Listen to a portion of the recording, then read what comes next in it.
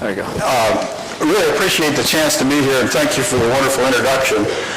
We're going to have a little fun here today, but I don't know how much knowledge there is in this, but this is the thing we got to start looking at pigs. And so the topic is this peri-weaning failure to thrive syndrome. And to do away with the rumor, it is not about the independent Kansas pork producers' economic status. So it's a new look at what I like to think of as an old problem. And my partner Lisa and I worked on this, and it drives us nuts, as many of you know in the room, because it was your pigs. But we've had tremendous support from our K-State Swine Nutrition team and the Kansas State Veterinary Diagnostic Laboratory staff as we kind of work through this. I may need a little help knocking down lights when I get to some of my little video things. So here's the preamble to get this whole thing started. Still, one of the toughest things in pork production is to wean pigs, get them started on feed, and get them going well, because when it works, it is just like having no-hassle pigs. I mean, they're wonderful. Death loss is below 1%. You just go fill the feeders, smile at the pigs, and life is good. And that translates all the way to market, as you know. But when it doesn't happen, the word hassle isn't even adequate. And what's going on? Because sometimes it just doesn't work. We have a tough time weaning pigs. So maybe we're at the beginning of trying to learn something new here, Jim. I don't know for sure. Now, there's a little irony, because we're standing here in the worldwide heart of knowledge and experience on swine nursery diets. That's our K-State team. All over the world, if anybody wants to know about swine nursery diets, that's what does K-State think? And so, using all the tools that we get from our university, you look back in the last 20 years, you've done over 400 research projects on nurseries with post-weaning methods. That's gotten 39 graduate students through the school. That's been a huge benefit to all of us. And so you are the recognized experts. But the frustration is, in spite of everything we know, the tools, the diets, and the methods, there's still wean pig groups where the pigs have failed. I think all of you have experienced this, in that you travel around the world and they say, yeah, we do the K-State system, it really works good, until it fails, and then that darn K-State system, those guys don't have these diets right. They haven't got this figured out. So what is PFTS, peri-weaning failure to thrive? That's pronounced PFITS, as in, God, Doc, those pigs really have the fits. This is just the fits. This name didn't just drop out of the sky. In Vancouver this summer, a whole group of pathologists, veterinarians, researchers gathered at the International Pig Veterinary meeting, and we sat around the room trying to talk about how do we describe this darn thing. And so it really is a way to use the word peri-weaning to put a time frame around it, meaning what happens begins before weaning. You don't get to just start the clock the day they get weaned. There's things that go on before. So it sets the time course in trying to solve the problem. Failure to thrive describes no growth after weaning, a loss of body condition and fat reserves, behavior changes, and eventually death.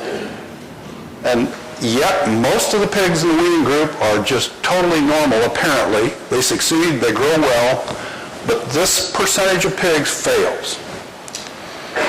So now I'm going to start needing a little less lights in here so we can see good pig pictures.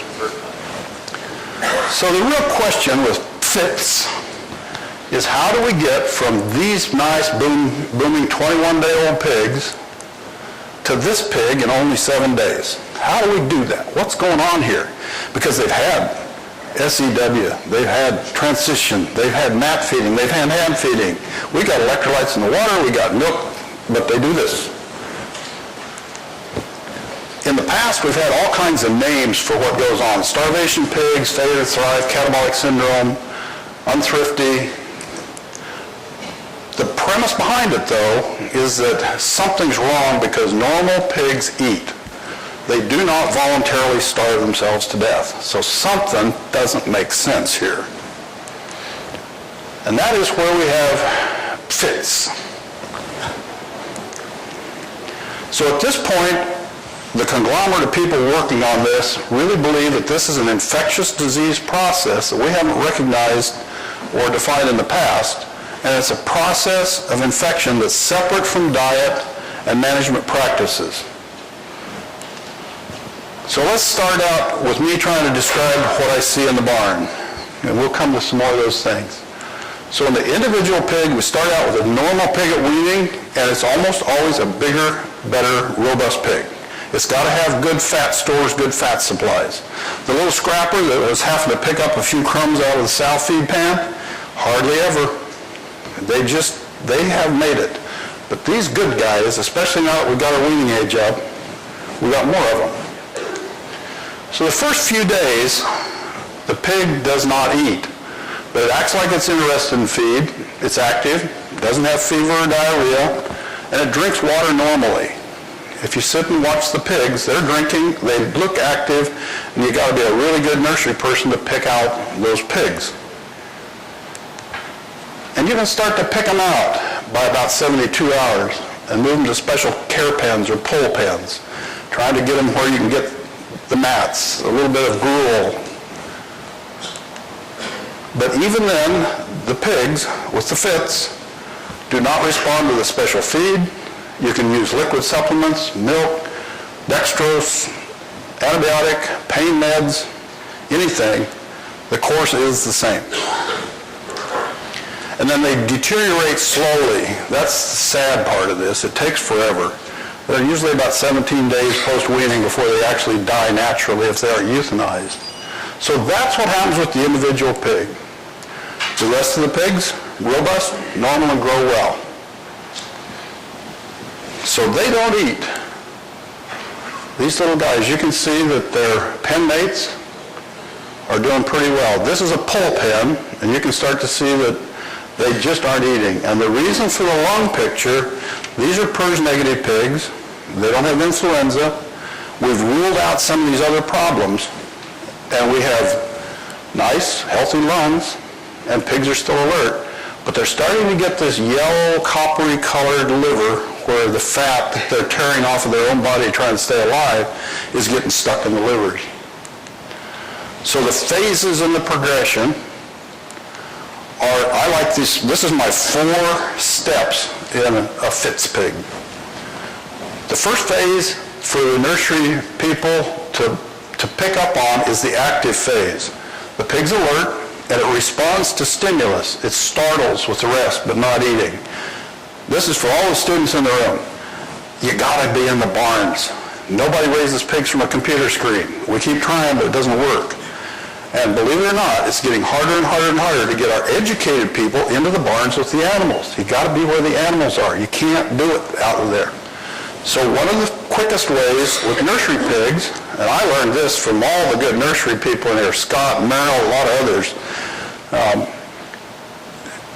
and Edgar, that they pick out these pigs because when the pen startles, you know when you step up in front of the pen, and the pen startles, some of them make the swing to the back, but you look at who's slow and how far they go. It's the way you start to pick them out. Yeah, I don't need the software manager, you can kill that. But they startle, and they're not eating, they're flat-sided and gaunt, and they're still curious. They'll explore the pen, they'll bother other pigs. Some of them will stick their head in the feeder. Last February, it was a cold, snowy day, and up at Kellen's, I don't know if Kellen's here, and we were watching this one pig until I was taking pictures. And Kellen says, look, he's got his head in the feeder, he's eating. And I'm saying, no, he's not eating. So we got enough light to see what he was doing. He's sucking on a bolt in the feeder. But he wasn't eating feed. So the active phase is the first recognition phase. And these are important because as these pigs start to deteriorate, the chances of reversing course goes down hour by hour. The second phase is kind of interesting one. It's called chomping. And they're depressed. They start this oral chewing behavior. They're still somewhat alert when they startle, but they no longer startle with the group, and when they startle, they don't move very far. They just take 2 or 3 steps. And we'll see some pictures, you'll see what that means. But just remember, active goes to chomping, then they go to standing phase. They're immobile, they stand side by side, their heads are drooped, they don't have a startle response, And we'll look at some of their pictures in a minute. And finally, the terminal phase. They're weak, dehydration and diarrhea sets in, piling on mats and in corners. And as a veterinarian who gets on farms once in a while, I get this response, well, you got to come help with the scours. Animals and people that die, that starve, end up with terminal diarrhea. So, we're going to go to the barns because I just can't do this without being in the barn. So let's just look at these little guys a little bit. First of all, we're in the active phase. He's still got a drink, but he's flat-sided. His buddy's got some feed in him. He's coming over to see what I'm doing with the camera. And I'm trying to get down real close to look at him. Now the next pen over is one that's gone to starting this oral behavior. Watch him chew. And when you look at pigs standing like that and you see their shoulder blades sticking up, they're weak. They're sinking into their legs for support. Their muscles aren't holding them up. So we're looking for that pig. And you watch. See, his other buddies are running around, but when they bump him, his feet don't move. He's tired. Here's two more. Watch him. Chewing. Does that little chewing thing. And his other pigs are here. Now this pig is over the hump. After you get about 120 hours in and they get to here, there's no return. The incidence of this is interesting because it's low. It's 5, 6, 7% usually. Here's another pig, also depressed and droopy. So there we've seen the first start of those phases. So now we talked about the individual pig. Now we're going to back up and say, okay, let's take a little bigger look at the group as a whole. As a disease entity, it's a low incidence disease, and low incidence diseases are very hard to study and very hard to sort out. Usually it's from 2 to 7%. Rarely you get bad groups will go to 10. And it varies. Group morbidity. The question keeps being asked, well, those pigs you say are normal, do you know they're normal? No. But their gain's pretty good, and feed efficiency is pretty good, but I'm not sure we're normal. We know for sure that they don't have flu, PRRS, circovirus, or other recognized reasons to eat. We've taken enough of them apart, and the performance in healthy, unaffected pigs are good. Incidence varies a lot from group to group. So one farm may have 2 nurseries in a row that are a mess, and then you'll have 2 or 3 that are pretty good, and then over time, it looks like it just goes away for a while. It has a nasty habit of coming back. So it waxes and wanes, may almost disappear.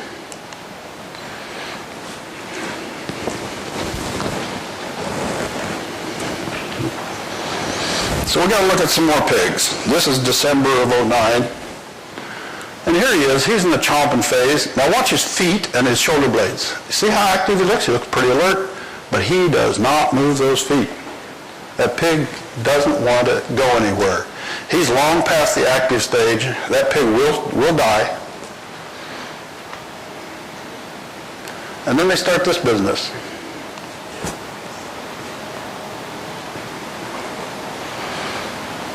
And that's what I'm calling chomping. Now watch this little guy, because he's not totally out of it yet, because when I wave my arms at him to see if he'll pay attention to me, yeah, he sees me.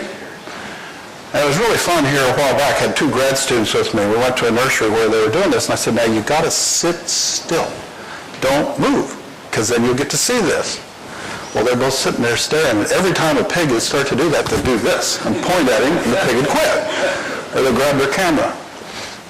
You got to get in the barns and sit and watch the pigs. And I've been amazed at how many people have seen this, veterinarians that spend a lot of time with pigs, have seen this, and they say, man, I've never seen anything like that. And the next week, here come the emails. Well, I went to the barn and just sat there, like you said, for 20 minutes, and there they were. So it's in the barns. They chomp and they chew. So don't feel bad if you haven't seen it, about having not seen it, but feel bad that you're not paying attention in the barns. So, if that's chomping and chewing, what does that compare to normal? Can I see the normal pigs again versus affected pigs? So we're going to look at a little bit earlier case here. These pigs have been weaned 7 days. And here's the unaffected buddies of the pigs, weaned 7 days ago. There's what they should be doing. That was the circular startle effect, the counterclockwise one. And now we'll look at the buddies and their pigs they're weaned with in the pole pen that have just entered into the standing phase. You see it? Now I know that every nursery manager in this room is going, I've been telling you this forever. And sure, that's exactly what happens.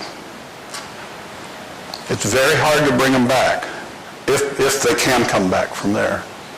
More of them.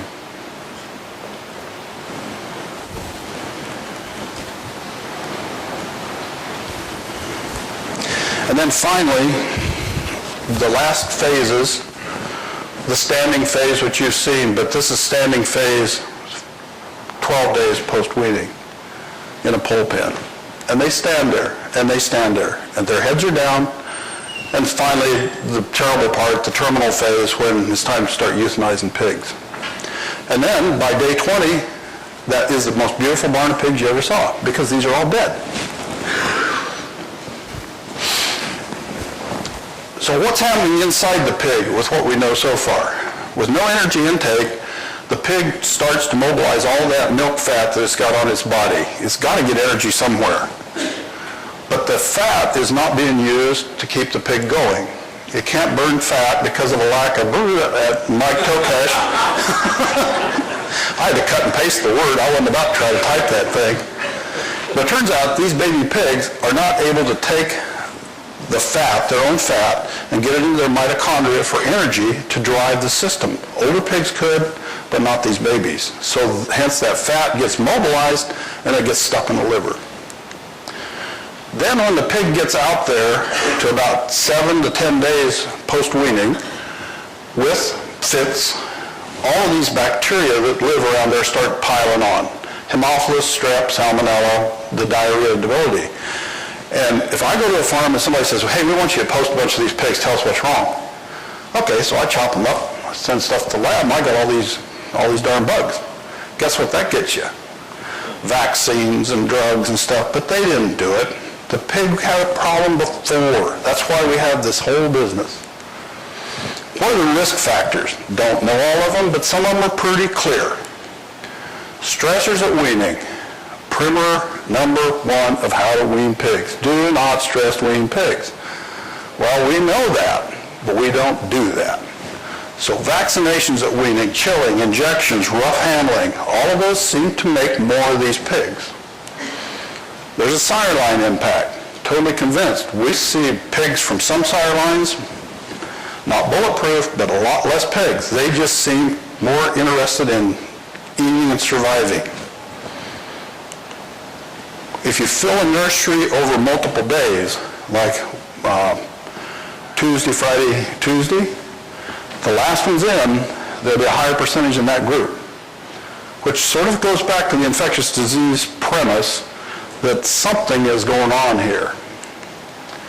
Can't see any seasonal difference. Doesn't seem to be an issue of summer versus winter. Now, what we don't know is a lot. Parity, litter effect, much more research. And this brings us to a point about how do you do this research and how do you pay for it? Remember the circle virus thing? That was easy research because they all had it. You don't have to have huge numbers, but if we want to do a prospective trial here and say, okay, we're going to do enough pigs to figure out if the parity of the sow, in other words, are these out of gilts? Are they out of old sows? If we wanted to set it up and have enough pigs to have a statistically valid test, but there's only a 5% incidence, we have to have thousands of ear-tagged pigs to go in the system because only 5% of them are going to get sick anyway. So far, nobody seems to have ponied up the kind of money we think it'd take to do that. There are some leads. This is the head of a pig split down the middle. This is a Fitz pig, and this is only about 5 or 6 days in, if I remember right. And if I do that, the nose is on this end, here's the brain. This is the nasal turbinate bone here. That's where the air passes over it, gets filtered, and goes down into the lung. Back here is another part of the turbinates called the ethmoid turbinates, and there's a sheet of bone between the ethmoid turbinates and the brain, and right here is the olfactory bulb that you get for smell and taste. And so the nerves from the ethmoid turbinates pass through that cribriform plate into the brain, and that's how the signals get there. A very high percentage of the pigs I posted have a nose full of snot. I mean, it is thick, gooey, soupy stuff, all packed back into this ethmoid turbinate region. And with Dr. Neatfelt and others, sure enough, here's all these big viral inclusion bodies from cytomegalovirus, the beta herpes virus. So you kind of want that to be some of it, but there's a lot of normal pigs that have got CMV too. So it's just one of a list of what in the world is this thing doing. Well, I guess if you push the button. So you're going to go home and say, wow, saw that, because it always works that if you go to a meeting and somebody presents something new and you go home, my God, you got it. And it's awful. It's just how it works. So the first question to ask is that what I've got? If the overall performance is poor for the whole group, then it's likely not fits. It's likely other disease, environment, management. So if you're not doing well as a group, it's probably not it. If a small percentage of the group is affected, then maybe it is, but there's a lot of other things to consider as well. It's real suggestive if you have anorectic pigs, pigs that don't eat, in the special care pen that won't respond to added heat, electrolyte solutions, milk feed supplements, moisten feed, individual pig feeding, and drugs. And believe me, we've tried a lot of stuff. You can keep them alive for about 3 more days if you put them on milk, but that's it. They still die. If you get down to the progression phases, remember the 4. They go from this active gaunt phase to the oral chewing to the standing and emaciation. That pretty much is getting you close. But to find that out, you're going to have to spend time in the pens consecutive days in a row. This all happens in a short period of time. So bopping in and out the door once a week gets you really confused. And pigs that don't eat, the 17 to 20 days is pretty magical. That's about how long it takes. Now, pigs have diseases, but pigs have this infestation with people that's pretty hard to deal with too. And so there's a people perspective. In addition to a pig problem, there's a communication and understanding challenge for all of us that are involved with these cases. First, there's the problem with management, ownership, people that really aren't in the barns much anymore. Because if they go in the door on one day and see 2 pens full of small, not doing well pigs who've been weaned for 7 or 8 days, and the rest of them are pretty big, they say, okay, something's wrong with farrowing. We're weaning small pigs. That can't be it. And I'm sitting there arguing, well, yeah, it is it. They have the same size of frame when they were weaned, but these other pigs are gaining 1/3 of a pound to 1/2 a pound a day over here. Those haven't grown a lick. They're just small because they haven't. So management has to get there to see the pigs. The second one's the vet. And you got to watch that one because, boy, if we get in there and post the wrong pigs and we only see them once a month, and we get convinced that it's Parasuis, we'll be off chasing that thing and spending money right and left on vaccine and drugs, and not it, not the reason. The service tech going around for the company knows that the reason is because the guy taking care of the barn does not know how to raise pigs. Now, it doesn't matter if the guy's done it for 25 years and done a pretty darn good job. All of a sudden, the last 2 groups, he just fell off the wagon. So it's a person problem. Can't be a pig problem. Nobody else is having this problem. I've heard that enough times. And then the poor caretaker in the barn doesn't quite know what's going to happen because he's catching it from his pigs, and he's catching it from his boss, and he's just sort of stuck there in the middle. So whenever all these stories start going around and you hear it and it doesn't make sense, I always go to the one place that's never lied to me. I go and listen to the pigs. So you got to get to the barn and say, what are these pigs trying to tell me? And so spending a lot of time in nurseries is really valuable because it changes a lot day to day. What about interventions and treatments and prevention? Special care pens, pull pens, hand feed, you bet, we have to do it from a humane basis. I'm pretty convinced personally that most of the pigs that get started down this path and get to day 4, all of this doesn't work, but it doesn't mean we should not try. Antibiotic feed, water injection has made no difference. We've used a lot of special, highly digestible, palatable, and expensive diets to try to get pigs to eat. Now what do? Here? You feed 100% of them $1 a pound feed to find the 5%, and do you know if it works? See, there's a problem there. We've used paste and gel and gruel, electrolytes, glucose, vitamins, milk, extra heat sources, and the note here is don't lose your calculator. It's pretty hard with these low incidence diseases to justify investing $1 a pig when you've got a 2, 3, 4, 5% deal. The key is, again, get as much stress as possible off of the peri-weaning period. And we got that lesson in the last year. We've been vaccinating pigs about a week or 2 after weaning with circovirus and mycoplasma. And vet had a better idea and said, no, we need to vaccinate them at weaning. Now this is the mortality of a whole bunch of groups of pigs, about 3.2% in nurseries. You can see it bounces around when they're being vaccinated at a week or 2 weeks after weaning. So we switched. Let's vaccinate them at weaning. Boom. Now all of a sudden there went the death loss. Well, you better get a vet that's got a better idea. So we said, let's go back up and give that first vaccination at 10 to 14 days of age. Boom. And almost all that mortality is associated with fits. Now, that said, there are hundreds of herds in this country that vaccinate all their pigs at weaning, and they go, well, I've never seen a problem. I've never had a problem. So you can't say that doing it makes it happen. But on the other hand, if it's happening, going directly to pulling all the stress off of those pigs is the only smart idea I've got. What is PFITS not? Was not the scourge of 2011 in pigdom. This is not a replay of circovirus. It's an old problem. We've had it. It's more observed now, and maybe incidence is higher. It's in a lot of herds.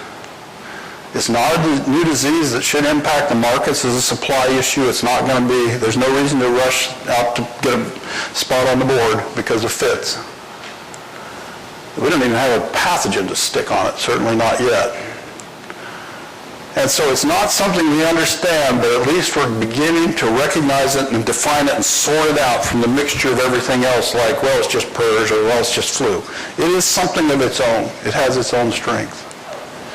So our K-State team, crank her up. We need your genius. It's time for Project 401.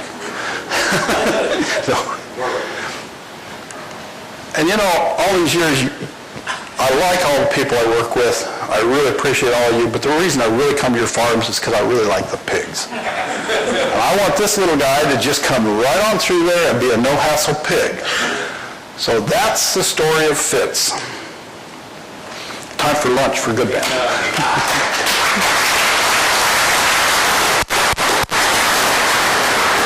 Thank you, Steve. Once again, just an amazing job. Time for some questions. We have plenty of time. And who's got the first one? Once they get to the standing phase, it's better just to hit them in it. I mean, you can euthanize them and save the feed and expense of the treatment. Somebody tripped the TV guy. Personal opinion, yes. And that's a hard thing because the question is, once they get to the standing phase, is it time to humanely euthanize those pigs? My opinion, yes. Now let's go back to the people thing again. If management isn't getting connected in there and understands it, that poor nursery guy is catching hell. Because I've had him trained to take good care of these pigs, and now he's going to go kill a bunch of them. I've been in one nursery this year, I think killed 154 of them in about an hour. And that really takes the bloom off the rose. So it was a huge nursery. Yeah, there's 2,500 pigs in there. But still. So we have to recognize what it is, and that's part of the reason for the presentation today is let's see what the pigs are telling us. Yeah, I don't think we can recover them. Other question? Another question for Steve. How about what happened to the herpes virus that was In the nose? yeah. Repeat it, Steve. The question Jim asked was, what about the herpes virus that's in the nose? And let me do just a quick herpes virus. Herpes virus alpha is pseudorabies. That's eradicated, okay? Herpes virus beta is cytomegalovirus. That's what we're finding here. And cytomegalovirus is in a lot of species. It's a pathogen of people. It's especially one of the mortality issues in people with HIV. But it's very common in the pig population. All herds have cytomegalovirus in there. And about the only time we really know that it's caused a lot of pathology is when it's back in nursing pigs that are 5 to 10 days old. And there have been several cases, several of you in the room will remember having cases on your farm, but it comes and then it goes away. But these little pigs, their noses are all plugged up, so they'll have to go up and nurse, and then nurse, and then back up and breathe. But most of them survive. Having this amount of it is a puzzle. And we've had great help from USDA, Washington State, and we don't know for sure what it means. I'm one of the group that thinks it means something, but maybe it doesn't. Okay. Is the common denominator loss of appetite? There's a very researchable question. Is the common denominator a loss of appetite? I don't think so. I'll put my K-State Swine Day stuff together. If you remember, was it Rommel that did the nursery study with the creep feed? And he had the video camera in the farm house, and he watched all these pigs that were creep feeding.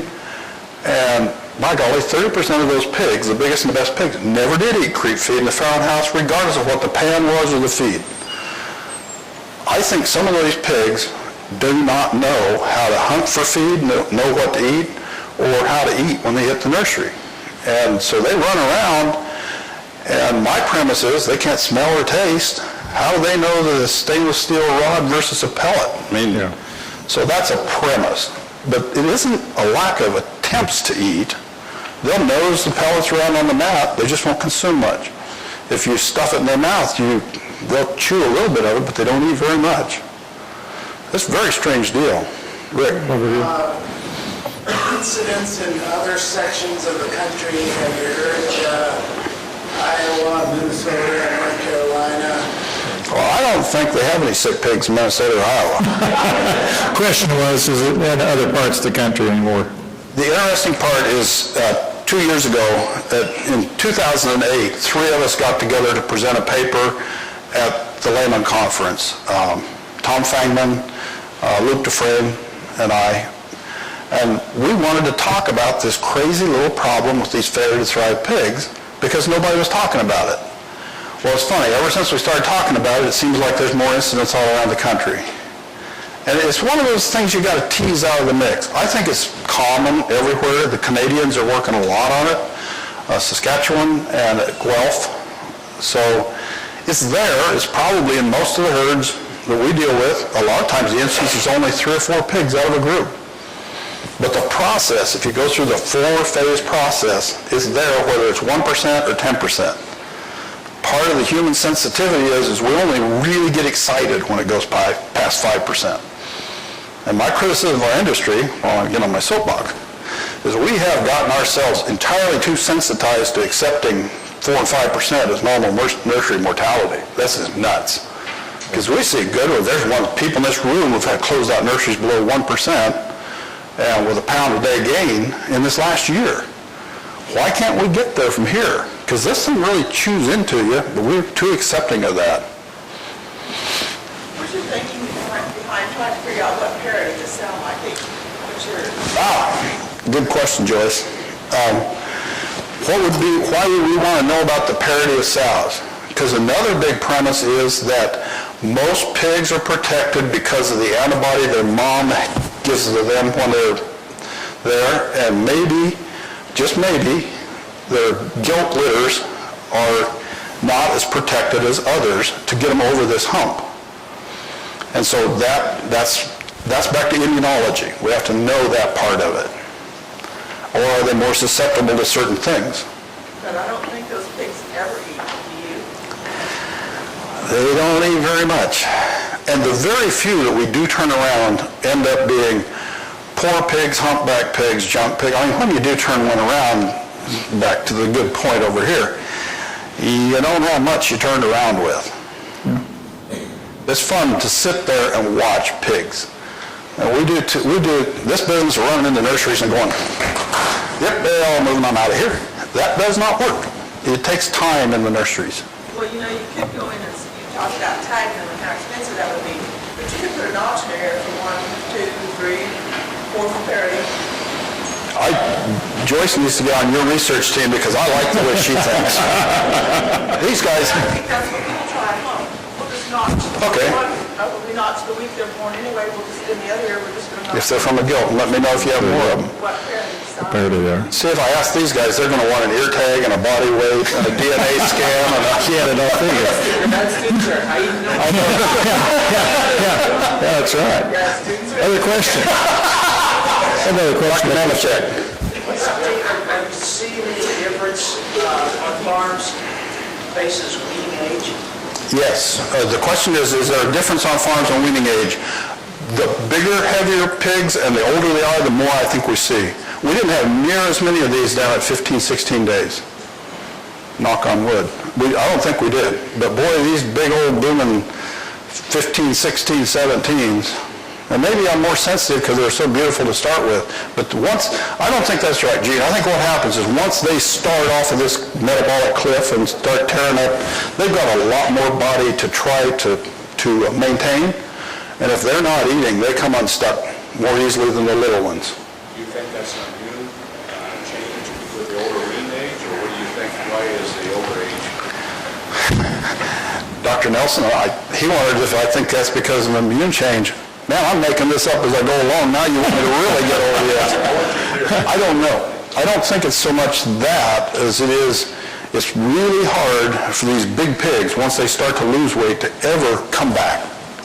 And then how about, following up on Gene's question, you shifted back, so you have that in it'd be easy as a non-veterinarian to think, well, it's vaccine related, but it's probably more than that from an immune challenge. The question is about the vaccine and that one observation. And that, oh, by the way, of all the things that I've been associated with, and Lisa, that we've done to try to make this stop, that was the only one time that there was something we did that we think had a direct impact. The vaccines themselves, all vaccines for cattle and pigs, all production animals, those things are pretty hot. They got a lot of adjuvant in them. We've known from research for years, a lot of good K-State research. You vaccinate them, you're going to lose gain. You're just going to lose gain. You're going to lose feed consumption. So those things are stressors. And of course, whoever's got a different vaccine to sell, theirs doesn't do it. But aside from that, putting needles into pigs around weaning is probably not a good idea. I think it's more just direct effect. John? Because pigs, the stress, the vaccinations are all the same. Are there any herdsmen that have provided you any clues on what interventions might result in the least number of these when they're able to identify them in the active stage, whether it's related to feed? Can you repeat that, Steve? Dr. Bergstrom's point was, are there any herdsmen, with everything else being the same, that have found something that really looks like an intervention that works in the active stage that turns them around? And every herdsman that I have met has very strongly held deep convictions about what works. Merrill. But the darn pigs, I mean, the thing that works the best is whatever you did last, if the next group does really well, that goes. That's the one. So far, I don't think any of us have found any one thing. There's one really good observation about water intake, that if they really make sure there's water flowing and pigs are getting watered, that was Edgar's thing. If you really get them watered, he thinks he had less incidents that first 24, 48 hours. Well, that goes right back to my don't stress wean pigs rule, doesn't it? And so whether we're doing something to make it better or we're correcting what we should have been doing already, I can't sort out. Now we're at experiment 402. All right. What do you believe simulates the oral chewing behavior? The question is, why do I think those pigs chew? Man, I've sat there and looked at them. The only thing I can think of is having had sinus infection. If you get your head up like this and do this a while, it feels a little better. I mean, as long as you're a veterinarian making up science, I don't have anybody's... There isn't anybody going to go debate with me and tell me they got a better idea that I was can going to think of. debate that. If we have time for plenty of questions, so any more? Do you see a difference in transportation time between pigs? Good question on transportation time. No, because we got some people in the room that speak to that. We got some distances of 200 miles and 2 miles, and I don't think it made a bit of difference. You? I mean, it's something happens, and it really looks like an infectious disease event.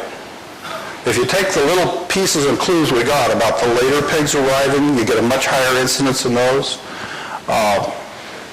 Sometimes, if you just look at pulls, then the percentage of a group you pull, sometimes you may pull 10%, sometimes you may pull 20%. And so it really doesn't seem to be that associated with transport, because that's been a good question. Joyce? Has anybody ever tried putting those pigs back on a cul-de-sac? Did 7 of them, 7 whole pigs, Yeah. they died. Could they go back to nursing us out? Yeah, they tried, but once, I think this is back to the progression of this disease. I think there's a point of no return on this teeter-totter somewhere when they're tearing fat out, and this is back to Mike and carnitine, the other word. There comes a point metabolically that I don't think you can bring them back. Well, you have to do it when they were at the 4-day stage or... But the problem of 4 days is how many sows you're going to keep, because at 4 days you pulled all these pigs to pull pen, because not everything goes to pull pen is a Fitz pig. Yeah. Some of them are just little. Because, you got the pull pen, it's filled up, and we got 40 pigs in there, and after 2 more days, we pulled out all but 10. Well, that's when you have to spend more time watching. And more time in the nursery. One last question for Dr. Henry. Somebody had one back here in the back, I thought. I saw it. John? You mentioned fire line. Are there any recommendations? Which one?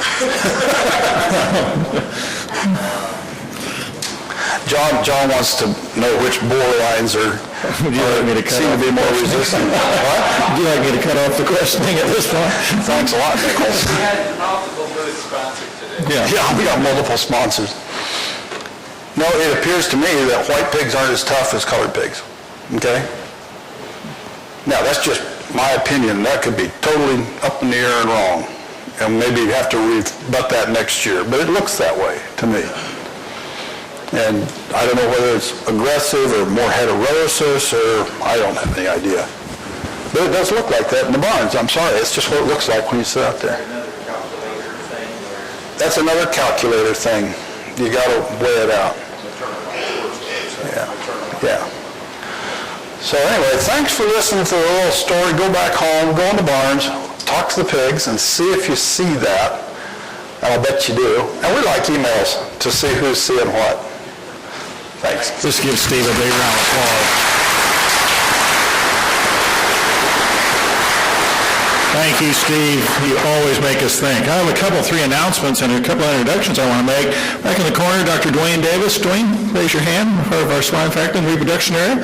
Jerome Neatfeld, Dr. Neatfeld here, College Vet Med, and the Dean of the College of Vet Med, Dr. Ralph Richardson. Let's give those folks a nice round of applause. We appreciate having them here.